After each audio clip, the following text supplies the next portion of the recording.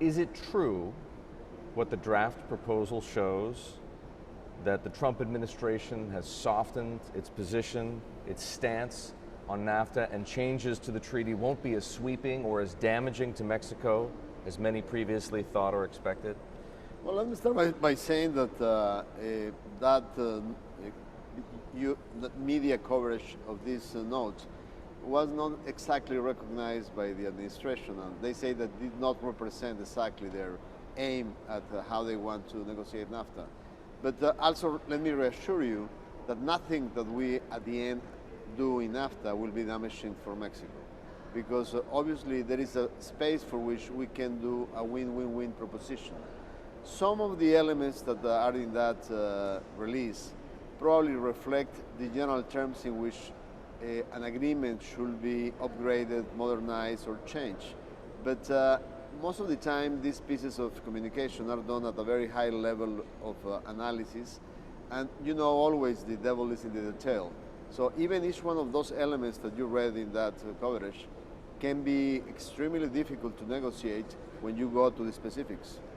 But more fundamentally, can we assume that NAFTA, that the existing treaty won't be changed in a very substantial way?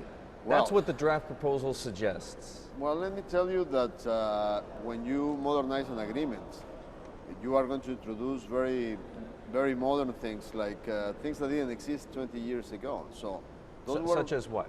Like electronic e-commerce is one of them.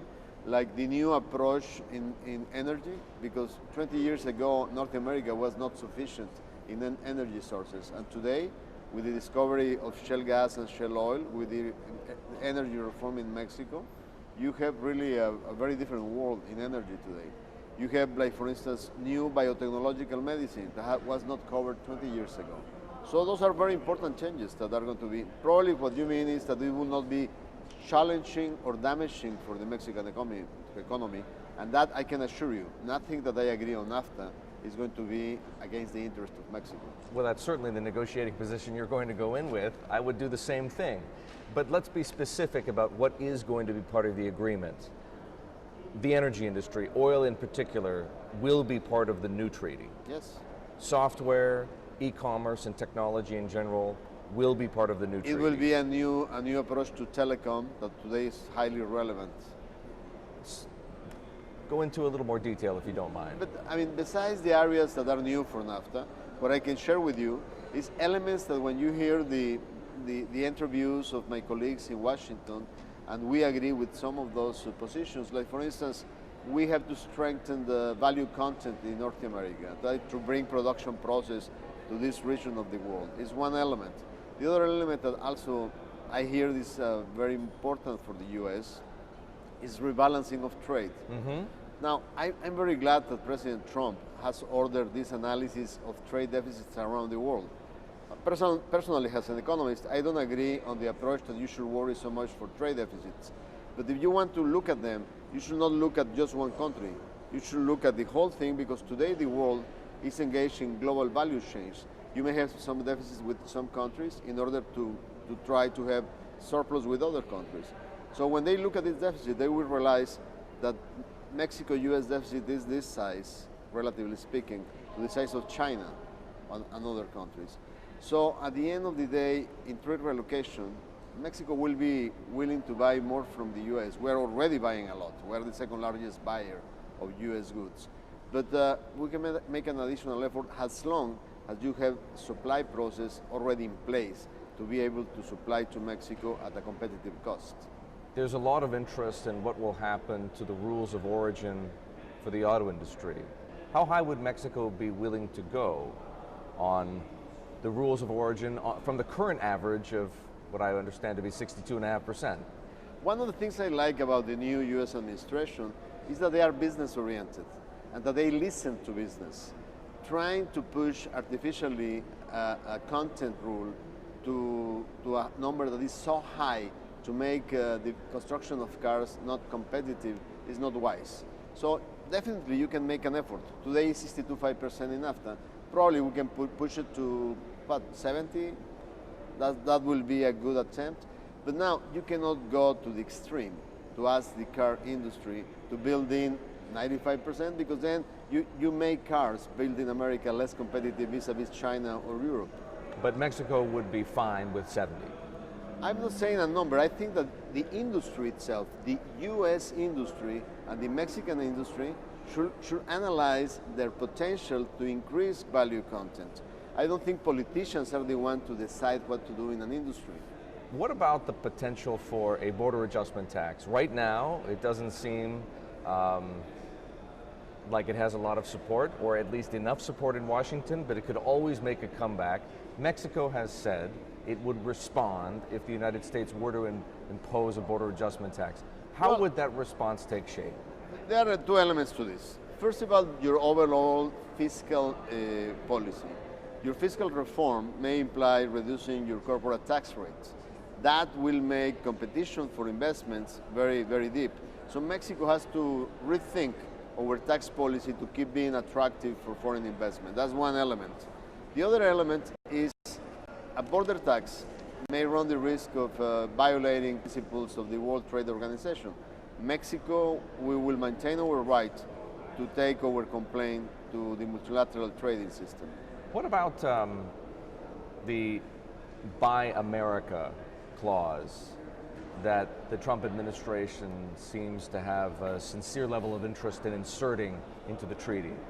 If they want to withdraw our ability to sell goods to public sector in the US, the same restrictions will apply on the Mexican side. So if they want US companies to have less access to sell infrastructure projects or other type of elements into Mexico, they will have to guarantee access on the other side. So it is very simple. You want access to my public purchases, you have to give me access to yours. Who are you dealing with personally in the administration? Well, the first couple of guys that are already in their position is my colleague, the Secretary of Commerce, Wilbur Ross, yes, and Peter Navarro in the White House. And how would you characterize your conversations with those two gentlemen thus far? I will tell you that I really like Navarro's interview last time when he talked about making of North America a powerhouse. I suspect you would say that. And Mr. Ross, I just had meetings with him in Washington. Well, when a man has been so successful in his business practice, probably he has a lot to share in terms of experience. I have a lot of experience in the public sector. We are a great team thinking of creative solutions. How do you account for the change in tone from people like Mr. Navarro, what we heard on the campaign trail, to a statement like that Mexico is part of a North American powerhouse?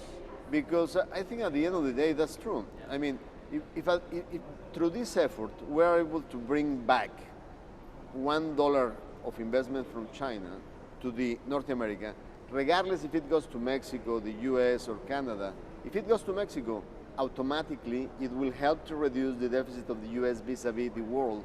Why? Because Mexicans, we have a much higher propensity to consume US goods than Chinese. We buy 10 times more US goods proportionally for every dollar we export. So that's how you're thinking of it, recapturing economic value lost to China. Recapturing economic value that has lost from North America to other regions in the world. What's the timeline for the beginning of these negotiations? We heard last month that the notice would be sent to Congress within weeks. Nothing's happened. Well, you're right. I mean, Mexico already, we are in our process of consultations. We'll end up this process by May, and the US has to trigger the mechanism. What I keep hearing is that after Congress come back from recess, they will be able to notify by the end of April. And if that is the case, we maybe start negotiations at the end of July. And how long do you think they'll take? It will be in the best interest of all countries involved to make this process very efficient. Why? Because there is an election in the US in November, and there is an election in Mexico in the middle of summer. So we need to guarantee that whatever we negotiate is approved before this change in your Congress and in our presidency. So optimistically, how many months? 6 months of negotiations, and then send it to the legislative branch for them to approve it. The peso is much stronger now than it was several weeks ago. Is it better for Mexico to enter these negotiations with a strong peso or a weak peso? I think that the relative strength of the peso negotiations is not an element that will change my position. I will not make long-term decisions for my country pressured by the short-term elements of an exchange rate. That will not be wise. It may be painful, but it will not be in the best interest of my country.